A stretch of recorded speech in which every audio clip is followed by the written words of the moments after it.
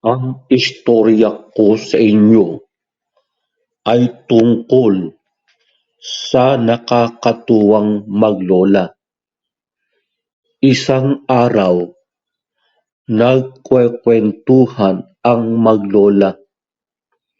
Ang sabi ng lola sa kaniyang apo, "Apo, nakakatuwa ang mga ngipin mo. Parang mga estudyanteng kumukuha ng test one sheet apart." Ang sabi naman ng apo, "Kayo din po lola, ang ngipin niyo parang mga estudyanteng kumukuha din ng test, fill in the blanks."